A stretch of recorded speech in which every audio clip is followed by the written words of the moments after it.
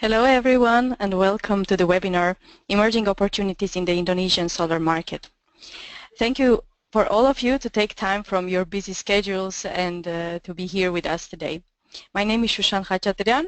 I'm a project manager in Solarplaza and I will be chairing this webinar with you and with our speakers Kirana Sastravijaya and Andres Susanto. This webinar is organized in frames of the Solar Trade Mission to Indonesia, which includes the two-day conference called the Solar Future Indonesia from 27th of February to 3rd of March next year. So to give a bit of background, as you might already know, there has been quite some developments in the Indonesian solar market. After almost 3 months of uncertainty, the new Minister of Energy has been appointed. Furthermore, the government has also signed the so-called Regulation 19, which defines how the state-owned electricity company can purchase solar energy. Until yesterday, the regulation was supposed to be officially launched on 25th of October, so next week. However, we have heard that this has been postponed. Probably our speakers will be able to tell more about this. A brief overview on what to expect today. So the webinar will last for 1 hour. Our speakers today will be explaining you the Regulation 19 more in detail and tell a little bit about the timelines, also opportunities and challenges around the regulation for the foreign companies. Some practical notes. You can ask questions in the chat box at the right-hand side. So we highly encourage you to do so. Also, you can tweet your questions using the hashtag TSF Indonesia on Twitter.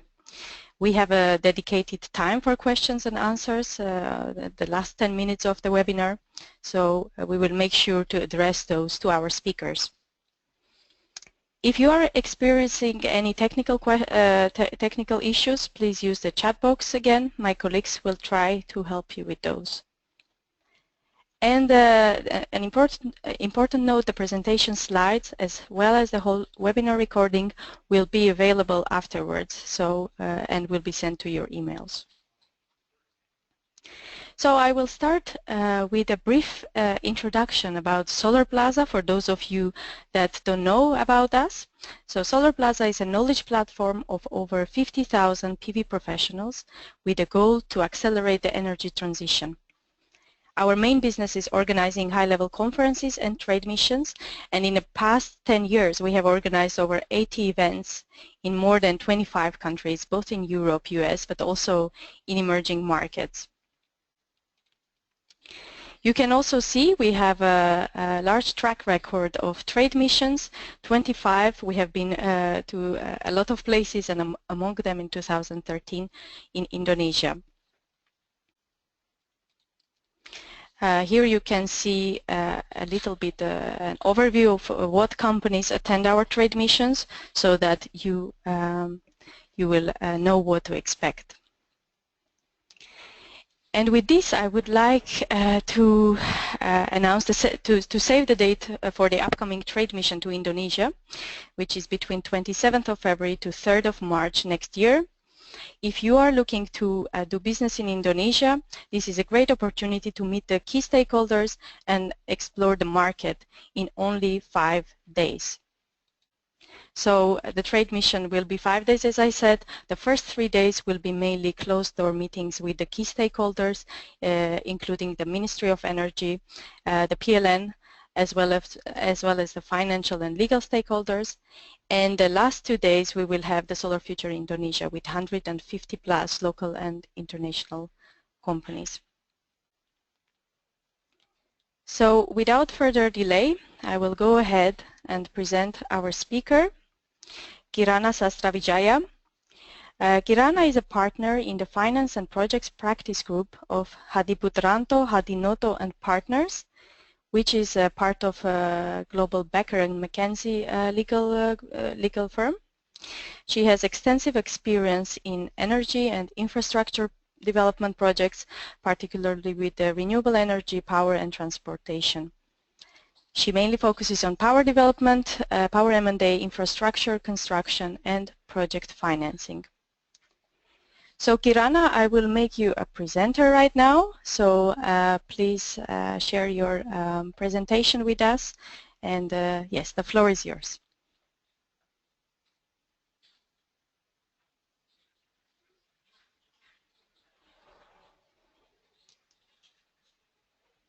Kirana?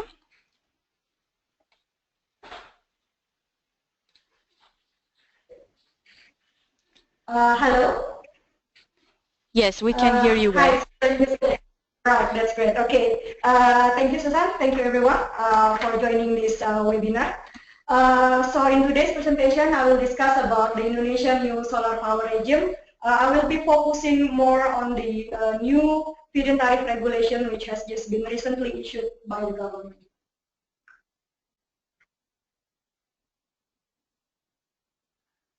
The increase of the renewable energy has already been part of the government agenda, where the government is planning to increase the mix of the energy of renewables by in 2025 by 23% and 31% by 2050. The government has been rolling out so many regulations in order to boost the development of the renewables in Indonesia. Feed-in tariff in Indonesia for certain parts of the renewables have been issued. Almost all of the renewable source of the renewables in Indonesia have already feed-in tariff, including the solar feed-in tariff, which has just been issued in 2016. With respect to the solar regulatory regime in Indonesia, the first feed-in tariff in Indonesia was actually issued in 2013, where at that time 2 projects has been awarded under the old framework. It was in both of the projects as in the east part of the Indonesia. However, in 2014, the court the regulation has been challenged, and the court has annulled the 2013 regulation.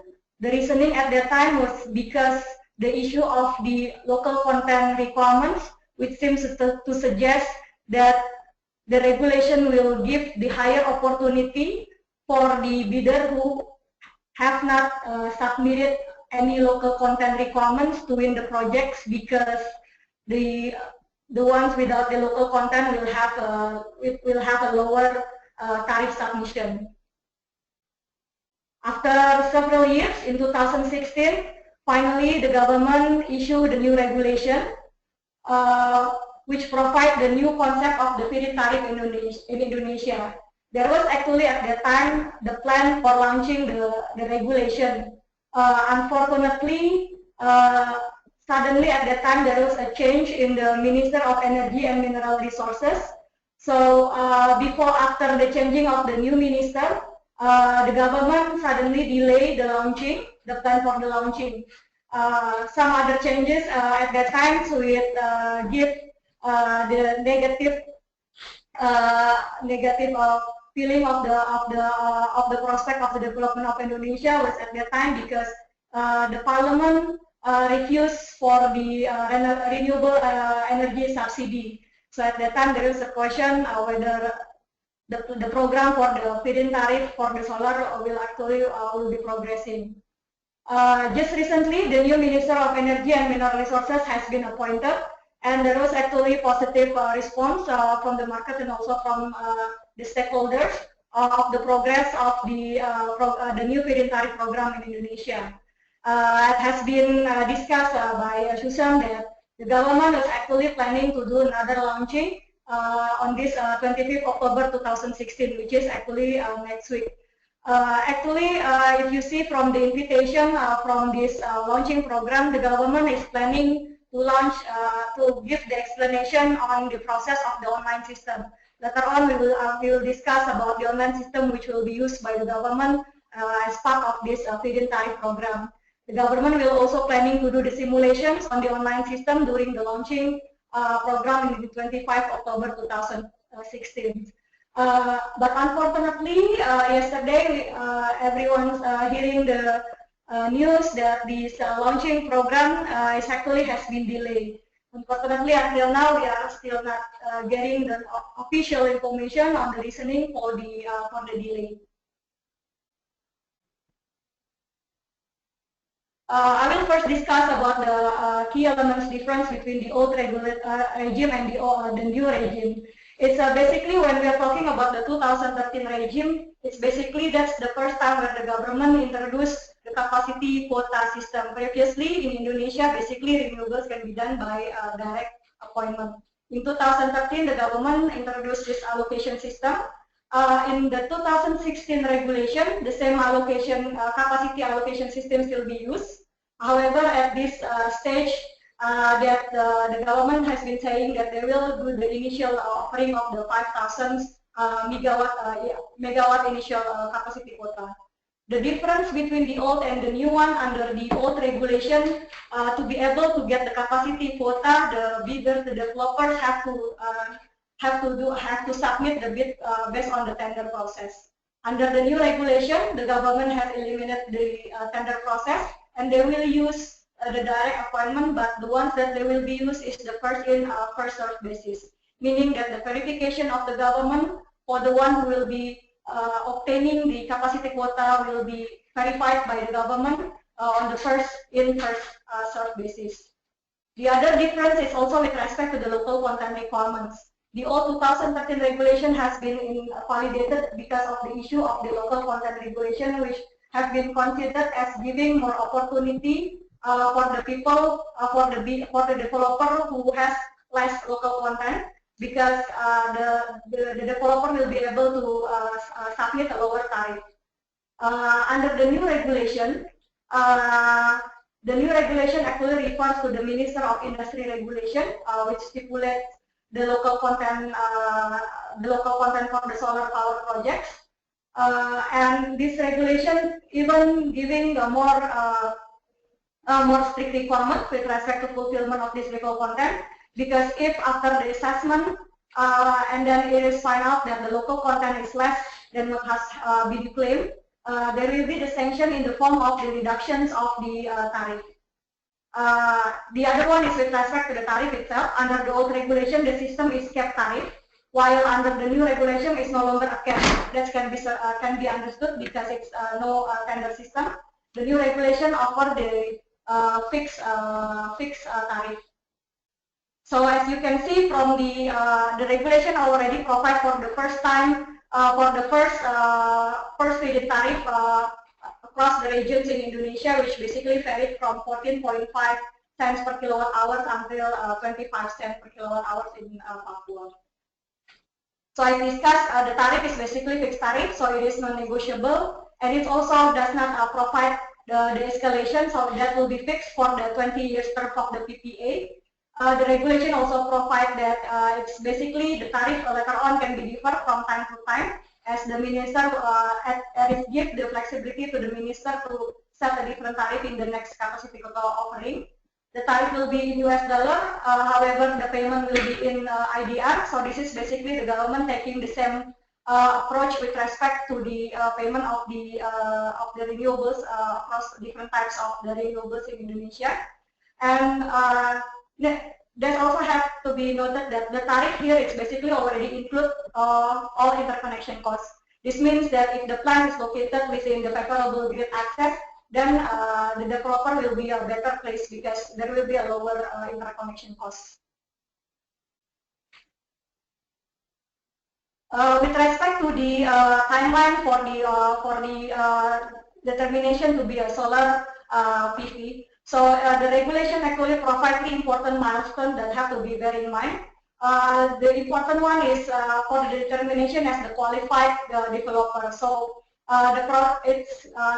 during this process that the developer has to be first approved by the government as the developer candidate. And in this process, the government only open for the registration period for 7 days. And then the next one is after a developer is determined as the qualified approved developer candidate. When the government ready, the government will open the launching of the offering of the capacity quota. In this process, later on, that the government will only open for 2 months for every offering period. However, because the concept is first come first served basis, so it's basically if you are interested that you have to be submitting your capacity quota first regardless that the offering period of 2 months. And then thereafter, after the government verify you as listed you as the solar PV developer, you will only have a 1 month period for the PPA signing.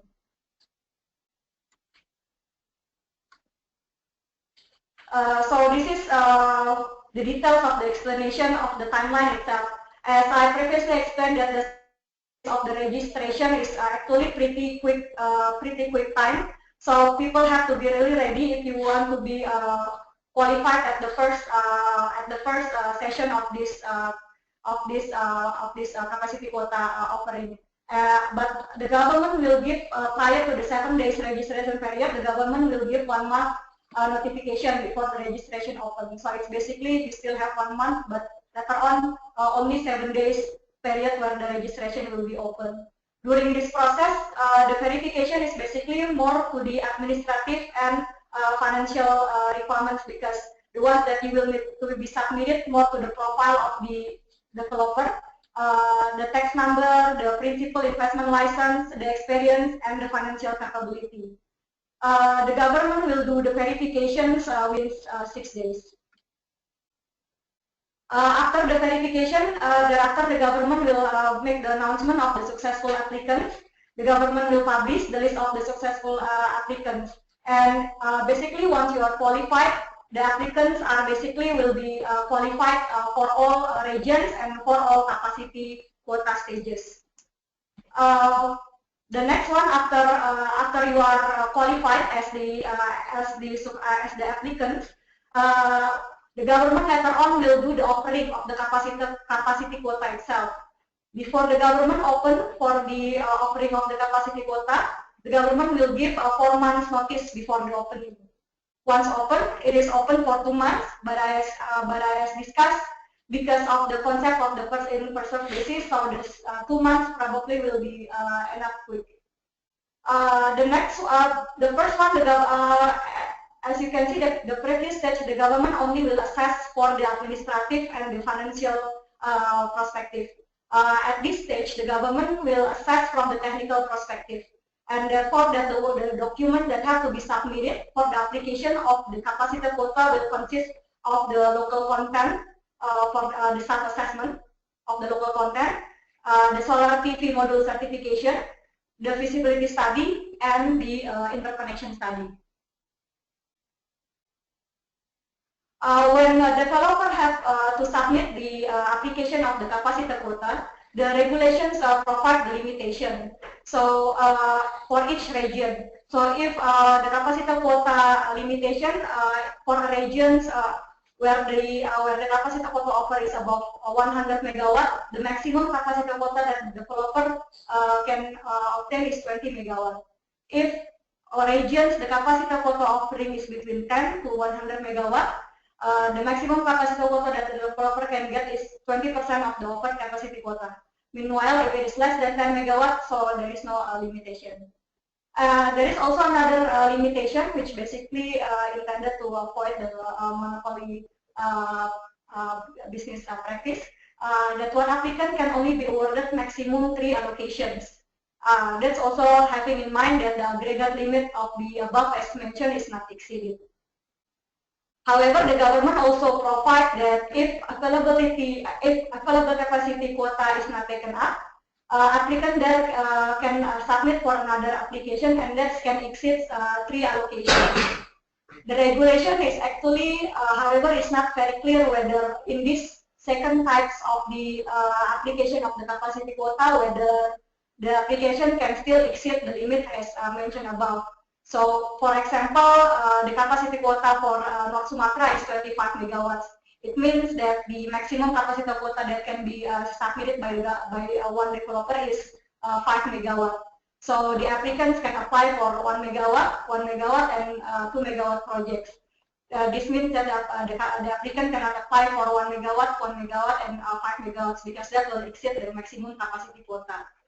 If after 1 month window of being open, and then suddenly only 15 megawatts taken up, so it's less than 25 megawatts, the regulation allows the applicant to apply to the government for further allocations of the remaining 15 megawatt. The issue here which is not clear is whether in this next application, whether the final project allocation can be 1 megawatt, 2 megawatt, and 15 megawatt, or applicant can only further subtract if final project allocation is 1 megawatt, 1 megawatt, 2 megawatt, and 1 megawatt. So maximum still 5 megawatts. But our understanding when we discuss with the government is basically the maximum capacity quota as explained earlier is no longer applicable in the second stage of this capacity quota application. After the verification by the government, and then at that time when you are verified, and then you will be determined as the solar power plant developer by the government. The next one, after you are being determined as the solar PV development, the PPA must be signed within 1 month. The government is actually providing the regulation that the solar model PPA must be issued within 13 business days after the issuance of the regulation. So 13 business days after 12 July 2016. But so far, the draft of the solar model of the solar PPA still has not been issued yet by the government. The regulation also required the financial close to be achieved within 6 months after PPA signing. And it's also, there is a strict requirement here. If this 6 months period fails to getting the financial close, the regulations provide that the status as the solar power plant developer will be revoked. After the financial close, the developer must obtain UPTL. UPTL is the business license for doing the electricity business in Indonesia. The commercial operation date later on must also occur within 12 months after the issuance of the UPTL if for the project of less than 10 megawatts, or maximum 24 months for the projects of more than 10 megawatts. In case that developers fail to achieve the COD by the COD deadline, there will be reductions on the tariff. 3% if it is more than 3 months, 5% more than 6 months, 8% if delay is more than 12 months. And if the delay is more than 12 months, the designation as the solar power plant developer will be revoked. The next one is so basically the most important question on how foreign companies can actually participate in the offering of the solar power project development in Indonesia. So in Indonesia, if a foreign investor want to come in Indonesia, they have to bear in mind the negative investment. In Indonesia, it's basically if you want to, foreign ownership is open for 1 to 10 megawatts power projects. If it is less than 1 megawatt, it is closed for foreign investor to come in. For between 1 to 10 megawatts power projects, maximum 49% of the foreign ownership can come in. If it is more than 10 megawatts, then a foreign investor can come for maximum 95%. The question here is again is when the foreign investor wants to come in and develop a solar project and to be classified as an approved developer, the question is whether how the foreign investor can come in. If you see the wording of the regulations and from several of the discussion of the officials of the government, we understand that it seems that the requirement is the applicant, which basically the applicant who will be submitting the documents must be a PT company, meaning that if a foreign company wants to come in, then the foreign company must first establish a PT in Indonesia first before it can apply to be a qualified developer under the feed-in tariff regime. But again, that using this structure is will be problematic because if foreign investor want to come in through Indonesian companies, then it needs to get approval from the foreign investment body, BKPM. While for the submissions to BKPM, BKPM will require the application to also state the location, the size of the project, the capital to be spent, and then the staff to be employed. So the question is, at the first time when you are coming in and then want to submit a project, at that time most likely that the investor still have no idea yet on those information, and therefore this is something which actually quite problematic. So Our discussion with BKPM shows that indicate that the foreign investors should have already some indication on those things before because that's the requirement that has to be submitted. But later on, this can be adjusted depending on the projects that finally can be achieved or obtained by the investors. In Indonesia, actually BKPM grants 3 years to implement the investment. So this is also will be a problematic because what about, for example, that you already have established a PT Indonesian company here, but it will take you more than 3 years to actually win the project. In this case, that your foreign investment application can be revoked by BKPM. It's also to be considered with respect to the capital requirements when foreign investors come into Indonesia. The minimum investment required by BKPM is 10 billion rupiah, and the BKPM will require the debt to equity ratio of 1.3 of debt to equity ratio, meaning that at least for the minimum capital requirements that the minimum capital requirement that have to be injected at the first time of the foreign companies coming is 2.5 billion rupiah. Another issue basically for this with respect to the tax filing, that BKPM will require you to have a real office, and then the resident director work permits. That's another thing that have to be considered as well. So we have been discussing several times on how to deal with this issue. The first structure that we have been considering to use the technical service agreement, meaning that the one who will submit for the application to the government is the PT Indonesia, but the relationship with the foreign company will just be the technical service through the technical service agreement. So the foreign company will not be part of, will not get the shares with the PT applicant. This is basically acceptable. Unfortunately, in this case, that the credentials of the foreign companies cannot be also submitted to the government, meaning that it will be totally separated with the PT applicant. We also have been considering whether it is possible for the submission as the consortium instead of this PT projects company. So the consortium meaning that the PT local company will join up with the foreign companies and then submitting as the consortium. But then after, once the project is granted to the PT local, and then the PT local and the foreign company will establish a new PT in Indonesia. So far, the understanding discussing with the officials that their position still that this is something which still not be allowed by the government. But again, because of the regulation is not entirely clear, it's really depend on the policy of the government. So there's something that has to be clarified later on when the government is actually officially launched the regulation. We also have been thinking if, for example, because of the requirements of the applicant to be a PT company, this means that how about if the foreign companies and the local investors want to target several projects in the application. So the discussion indicates that the government seems to think that the one applicant can submit for several projects. So the foreign company and PT local can establish in Indonesia, but later on this entity can apply for several different projects. However, again, the problem here, if you want to do the projects financing, the earlier structures will be problematic because it might not be considered as bankable structures because the banks will consider several different projects in one company.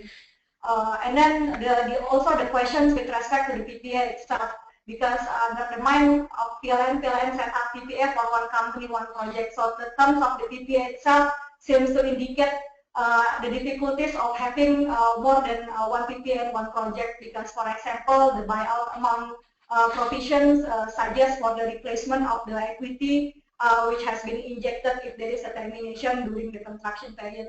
So if there is a one company which actually injected, if the capital injected to the company is for several projects, then the buyout termination amount probably will not be workable under the PPA itself. So it's basically another structure is if you want to apply for several projects and then to establish several PT company for to be able to be qualified as the approved developer. So it's another practical consideration have to be considered is basically how about if there is oversubscribed, for example, that 150 megawatts allocated for Java, but if 200 megawatts in application received. So it seems because of the first in process, so meaning that basically that the government will just consider for the first 150 megawatts. The other practical consideration as well is at that time it's still not clear whether PLN can basically secure solar projects outside the quota application provided for in this program. If we refer to the in the regulation, the reference in the regulation seems to allow that this only for the pre-existing projects underway, meaning that for the new projects, PLN actually should not be able to do the direct negotiation as well. But again, this is something which is not clear and therefore something which has to be clarified later on. Because we understand that at this moment, PLN is formulating a bid package for solar power projects. The next issue is about who can construct the solar projects in Indonesia. So this is basically one later on the things that have to be considered as well, because there is a separate regulation which basically requires that only the one to be the contractors for the solar projects is only PT company. So this means that you cannot be a joint venture company between foreign company and the local company for constructing solar power projects in Indonesia. This is local content that we have discussed, that there is a quite likelihood that the quite high of the local content requirements for the solar project. So as a closing of my presentation is probably the ones that have to be considered is basically for foreigners to participate in this regime is basically that there are quite many processes that have to be taken into consideration, and if you want to be ready, it's basically the establishment of the PT company is seems to be the safest route at this moment because of the wording of the regulation at this moment. For the first-in system itself, is still not been tried and tested in the Indonesian context, so let's see how the government will actually implement this. The next one where it's, people have been discussing is whether how far that this program can be effectively implemented. Basically, after the rejection of the subsidy. And then the next one is also the one that we consider is whether PLN is still discussing for the appointment on business-to-business basis instead of just following the capacity quota of the regulation. Because at this moment it seems that PLN still their focus still remains on the grid parity price. Like for example, if you have the 15 cent in North Sumatra compared to 50 cent in Indonesia, it seems still not considered fair due to the grid parity price. Therefore, so far my presentation, I think enough of the 20 minutes of the presentation. I think later on we can discuss further in the question and answer. Thank you. Thank you very much, Kirana, for the detailed overview of the feed-in tariff process. We have received a lot of questions, and we will make a note of those to ask after second presentation. So once again, I would like to encourage you to ask questions in the right hand and the chat box at the right hand side, and also using the hashtag TSF Indonesia on Twitter. So going ahead, I would like to welcome Andre Susanto. Andre is a consulting director at Blue Jay Energy. He has more than 20 years of experience with project development, design, inspection, audit, and financing renewable energy projects in Indonesia. And we have been partnering with Andre for already many years. So Andre, please open your presentation, make it full screen, and I will make you presenter now.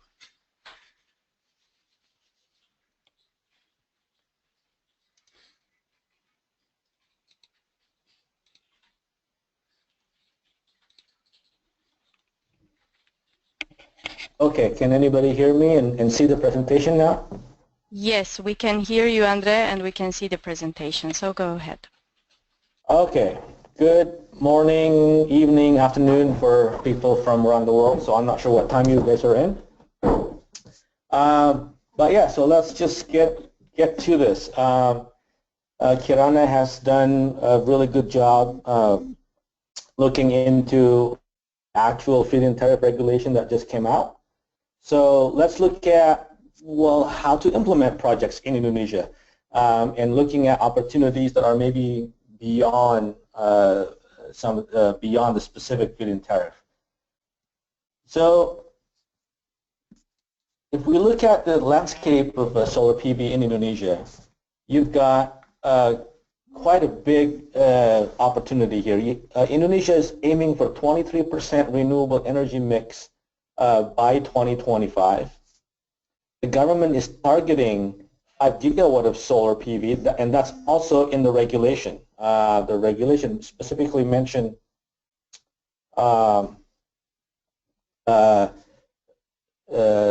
gigawatt, and there's a lot of high potential for solar PV integration in the about 45 or so gigawatt of Indonesian grid sizes. And because of the commercial and legal framework in Indonesia, outside of the feed-in tariff, you can actually do a lot of different business models that if you're willing to be creative and not just simply saying, hey, I want to do simple solar farm, you're able to do that. And we'll cover some of that later on.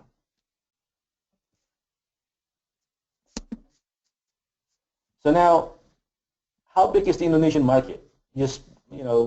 Indonesia has 250 million people, about 45, 50 gigawatts of installed capacity on the grid. How big is the solar market in Indonesia? Well, let's look at that. I'd like to kind of ask you questions, actually. Shushan, can we do the first survey now? Yes, of course, Andre. So you can now see on your screens the question: what is Indonesia's overall solar PV market size by 2017?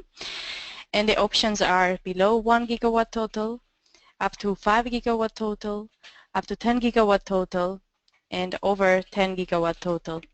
So please vote on the option that you think applies, and afterwards we will see the results. I would read the question one more time. What's Indonesia's overall solar PV market size by 2017? So up to 1 gigawatt, 5 gigawatt, 10 gigawatt, and over 10 gigawatts. So let's wait for 2 seconds and we will be able to share the results of the poll. Okay, so we have the results.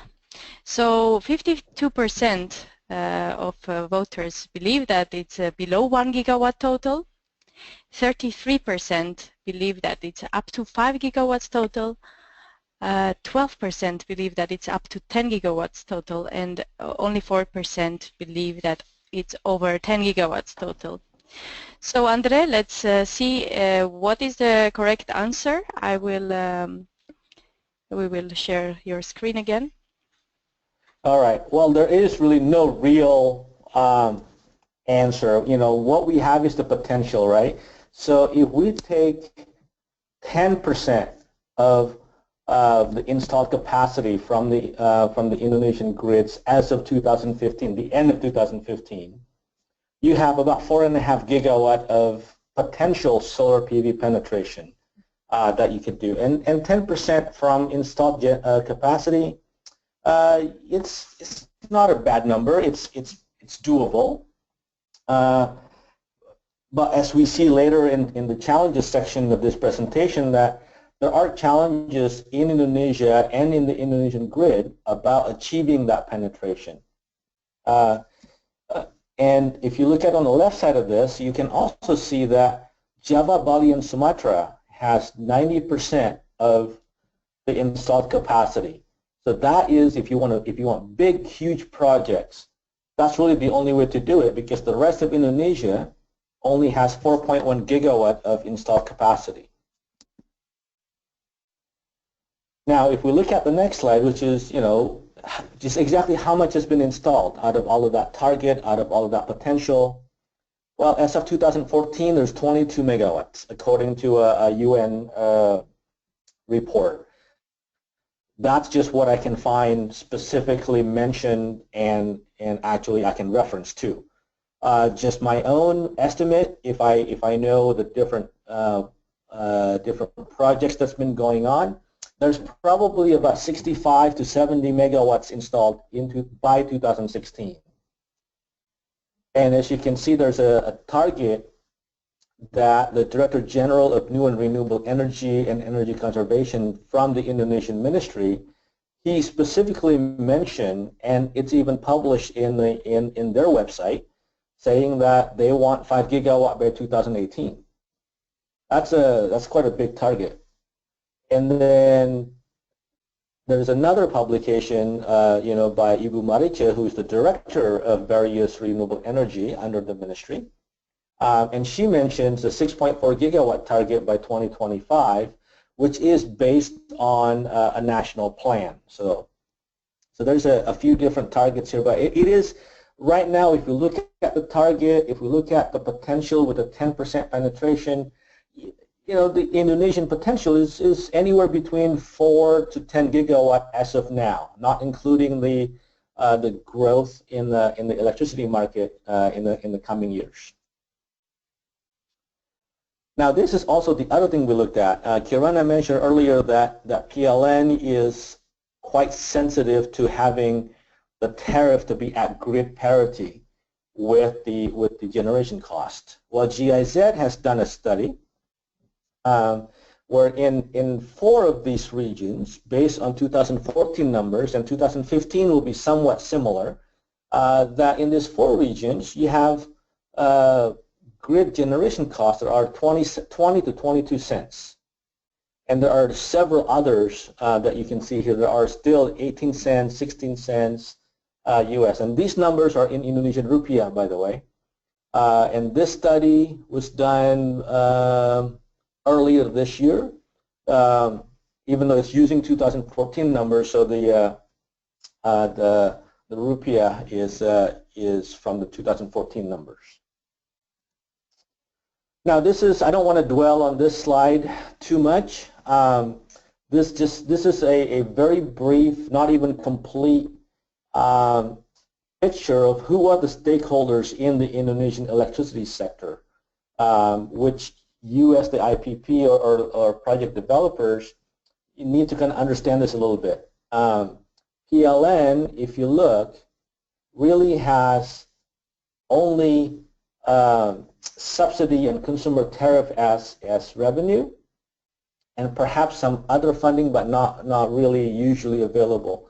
So kind of keep that in mind, that consumer tariff and subsidy from the government is the only revenue PLN has, and that is one of the reasons PLN is quite sensitive about additional costs and anything that will cost them more in the generation. And again, for the next slide, this is an abbreviated procedure if you want to do a direct solar IPP project with PLN. And I put in 2 different kind of flashbang there, where it says there are quite a few steps that are missing from those 2 things already. Between submitting the pre-FS and PLN reviewing the proposal, you're going to have to go back and forth, getting more data. And then there's a lot of steps that you have to do to get that proposal really approved by PLN. Otherwise, all of this is all the different major steps you have to go through to get to a commercial operational date. And this is a very quick timeline of the new regulation, what it would take from the very beginning of the announcement of the project development company registration date, again, to financial close and through COD. It's quite comprehensive. As in the regulation, you got different steps. And this process, as Sushan and Kirana mentioned earlier, this process has not been started even though the regulation has been issued. So having said all of that, in Indonesia, I mean, if you go to Europe, if you go to the US, your project development process is probably fairly simple. You figure out which land you have access to, you identify, how big you can, you have access you have land for, and you figure out whether the grid can handle whatever amount you want to install. In Indonesia, it's slightly different. The first step is identifying the grid throughout Indonesia.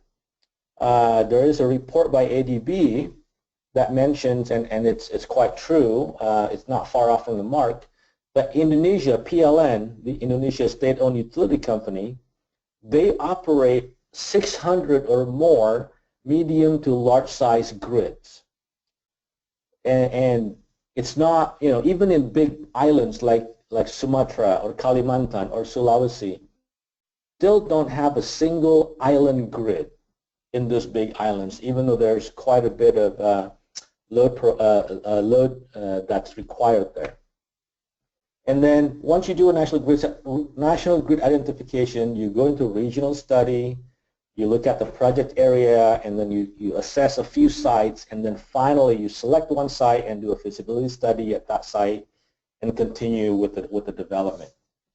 So it's slightly different only because Indonesia has 600 or more separate grids. There's not a single national grid and not even a single island grid in the major islands, except for Java.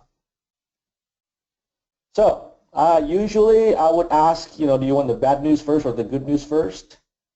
But since this presentation has already been made, so I have an order, let's just go through both of them. The first one is the challenge, which is, you can call it bad news, but I don't, because challenges just mean if you understand the challenges, you can turn that into an opportunity for you. So let's figure out what some of those are. Some of those challenges could be something that nobody else would want to handle, but you're okay with it because you understand it and you can mitigate the risks within those challenges, and it becomes an opportunity for you because you'll be the only player there. So what are they? Well, some of them is logistics. Even getting your imported materials to Jakarta, to the Jakarta port, it takes a long time. Sometimes your ship is waiting in the docks for a while. Sometimes customs is a little bit, well, they're not as efficient as they should be. So just even getting items to Jakarta is difficult, let alone when you have to get it to your project site if they're not in Java. So what happens there if you've got projects outside of Java and outside of big cities? Well, you have to look at whether there's heavy equipment available for you. If you look in the top left picture there, that's actually 4 guys carrying, in this case it's a battery for an off-grid installation, but that one battery weighs about 120 kilograms. And there is just no way to do it in that area. But it is this fact, it could turn some project developers off, but if you understand this challenge that there may not be the perfect equipment available for you to build your power plant, you can actually look into this and say, well, exactly how would I do it without it? And sometimes it may take you longer, but it may cost less. So that is something that you need to understand and either accept or reject. You just need to understand that this could be an issue. Surveys. A lot of ground survey and field studies needs to be done, not just a desk study. The reason I put this picture here is because you see those black columns? Those are columns that I had to add to the design, and that's about almost a meter high, specifically because the original design, based on a desk study, mentioned that there's only about there's a small chance of flooding, and it's only 10 centimeters in this location. But when I actually came there, I saw signs, kind of watermark on some of the big rocks, some of the trees, some of the big boulders I see there. There's much higher potential of flooding there. So I told the project that, hey, for this design, for this project, we need to actually get the system up a little bit higher. And that's exactly what happened. That same year it was built, there was a flood, and it was about 60 centimeter high. The ports at the locations. Some people might tell you on a desk study that, yes, there is a port available, but it looks like this. This is probably going to be difficult if you're bringing in 30 or 40-foot containers of materials. If you're bringing in container, you need cranes. There's no way this kind of I would hesitate to call these ports, but this is exactly the only access to this area. So you have to kind of look at that and actually do actual field surveys and get field reports on your project sites. Again, I just found this funny. This picture is exactly from a field survey that I had done, even though on a desk study and a bunch of phone calls, people keep saying that there is a port available here. Roads, you have to look at a road. And what is really interesting is in some areas, people will say that, yes, there is a highway, and there are actually roads that are called, something highway. It actually is called a highway. And you'll see later that a highway is not really a highway in that you and I would know it. Even a bridge. This is a bridge. It's just it's on one of those pole barges. There's actually a barge on the other side that you kind of pull yourself along with that rope on the left there. You see there. And this is a highway that I mentioned. It really is called a Trans-Flores highway, but because of one reason or another, it's really not suitable for heavy use. Okay, so those are some of the basic challenges that could be significant, but really we can overcome them, right? So how do we then look at and resolve some of these issues, and what other challenges are there that are more serious, that are beyond just, this is, I can figure that out. So these are some things that could be outside of the project's control. Now, let's look at this map.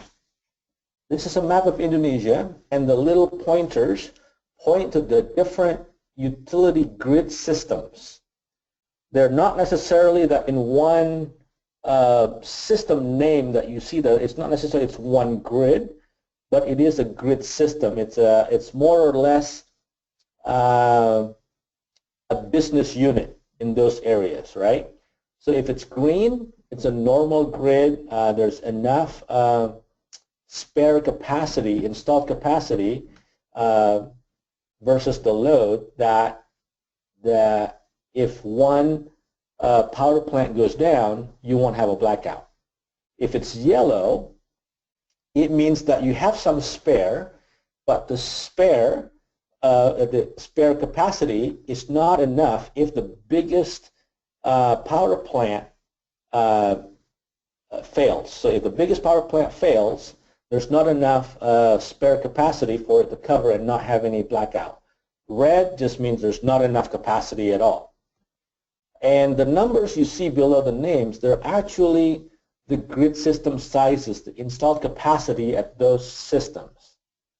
Now, earlier I asked you what is the installed capacity or the potential capacity for solar PV in all of Indonesia. So looking at this map earlier and thinking of opportunities, now you can look at specifics, more or less regions and areas. What are the opportunities that we can look at, right? Now, in order to be able to use those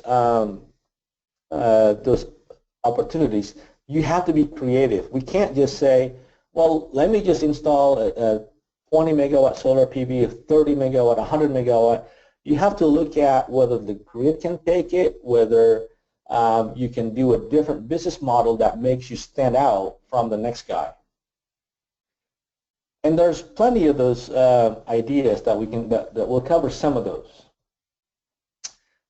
You definitely have to be different. You know, some of the ways to be different, very simple way to be different is whether you are able to have your own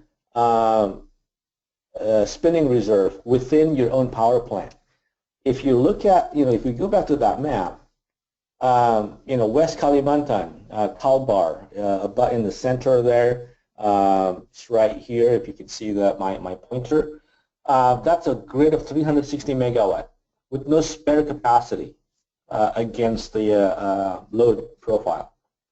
Now, if you want to put in 10% there, 36 megawatt of solar PV, you can, but the grid may not be able to handle it because it's such a small grid. Now, are you able to then say, okay, let me put 36 megawatt, but I'll also put in 5 megawatt or whatever the case may be of your own storage, you know, to be used as spinning reserve. And so that's the kind of things that you have to be able to say, as you talk to PLN, the utility company in Indonesia, how will you be different than the next guy? Now, let me ask you another question. So, Shushan, it would be time for the next poll.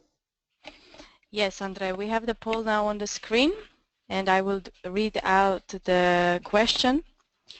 How big are typical individual project sizes do you expect to have in Indonesia? First option, 1 megawatt each. Second option, over 5 megawatts each. Third option, over 10 megawatts each.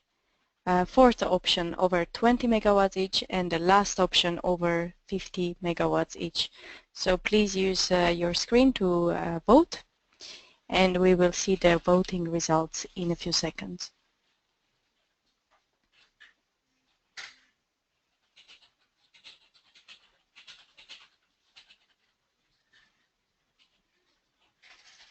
Okay, we have the first results. So 44%, so the majority of audience voted that it's over 5 megawatts each. 32% voted that it's 1 megawatt each.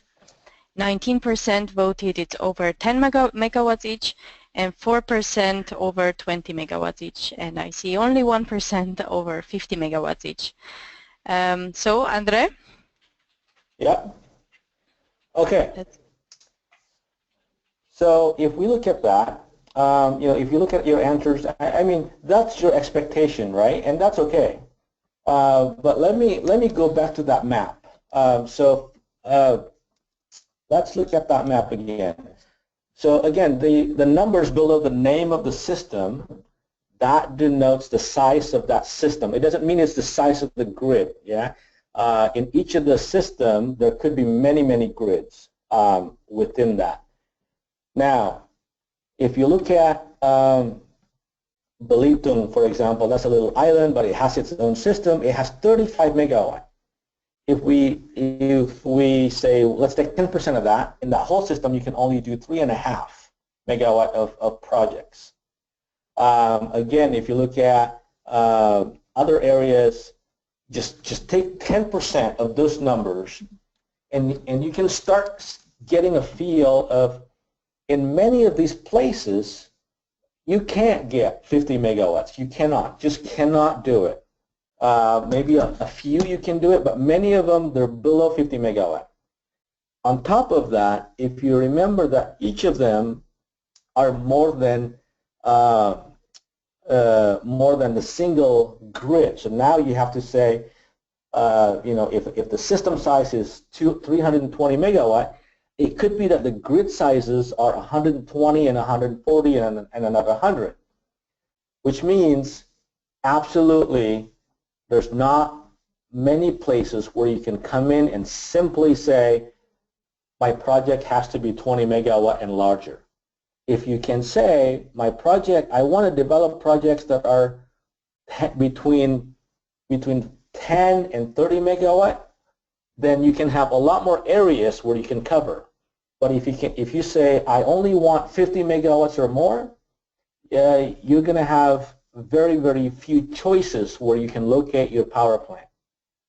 But this is the opportunity, which is if you are able to then reduce it to, let's say, between 10 and 20 or 10 to 30 megawatt each on your project sizes, now you see a lot more opportunities. If you can break it down even lower, 5 to 20 megawatt is the sizes you're okay with. Now you have even more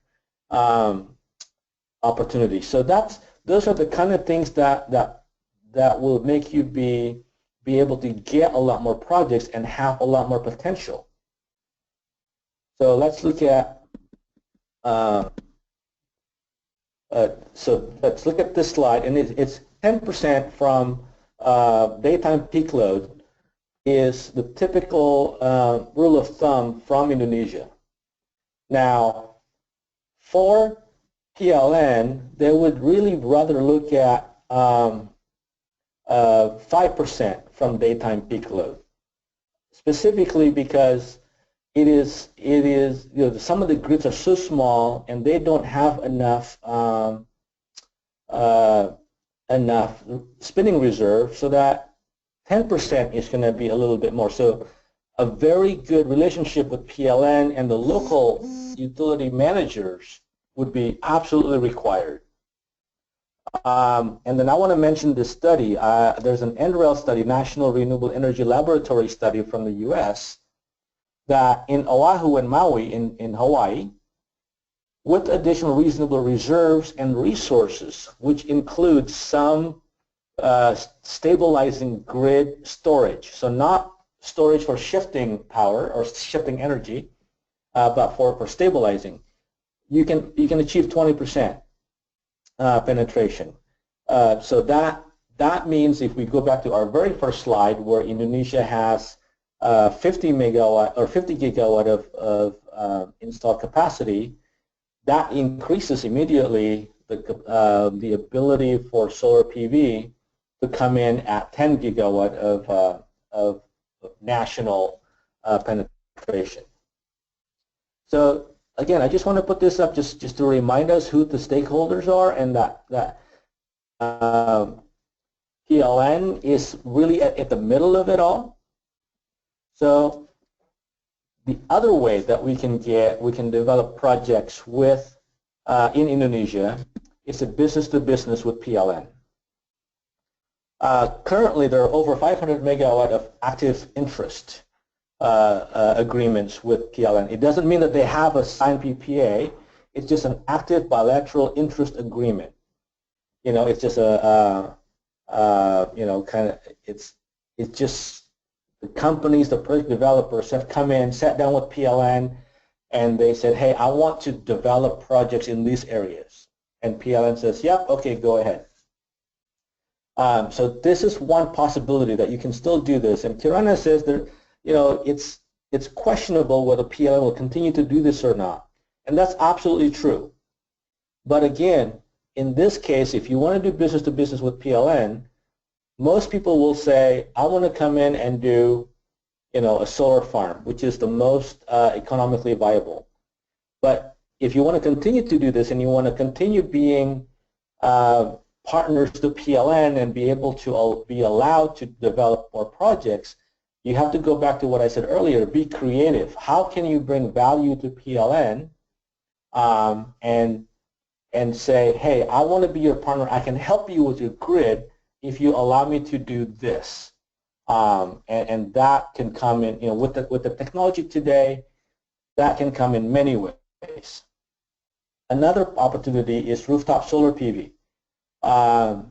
If you get a big enough factory, a big enough warehouse, the cost of installing rooftop solar PV in Indonesia is becoming low enough that you're probably going to be able to get 10 cents per kilowatt hour agreements and be able to still make enough returns on it.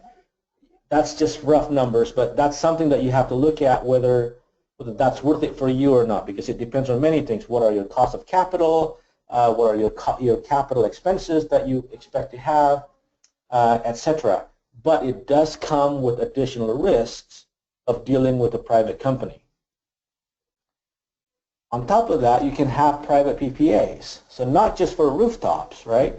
But you can actually come in and sign a private PPA with local companies, companies operating in Indonesia that has a high cost of energy. There are some companies I know that are still using diesel gensets, right? Now, again, if you're willing to take on the risk of doing private PPAs, that could be another opportunity. Now, just coming to the last of this slide, because we just have such a short time. There's a lot more that we could cover about, how to be creative, about, what different business models can be handled. We have to cover that in a different day. Feel free to contact Sushan or myself, to kind of continue that discussion and have the trade mission in February. But yeah, so this is the best we could do in such a short amount. There's a lot of things you could do that will allow you to develop solar projects in Indonesia that will be fully dependent on your risk profile and your other parameters that you've got. But really, for Indonesia, what you need is a really good financial engineering. What is your cost of capital? How will you reduce your capex? What kind of business model, and the PPA arrangements can you handle? On top of that, looking at risk management. What are the risks that you can mitigate that makes the project become valuable for you? So those are some of the things that I hope I can convey, that outside of the feed-in tariff regulation that's been published right now. Outside of that, there's still plenty of opportunities. There's still a lot of things that could be done. It absolutely depends on you being able to be creative with how you develop your projects and how you develop your financial engineering, what kind of business models that you can accept. So lastly, I just want to say that the opportunity really lies with that being creative, and yeah, just let us know, let Shushan know if you need more info about this.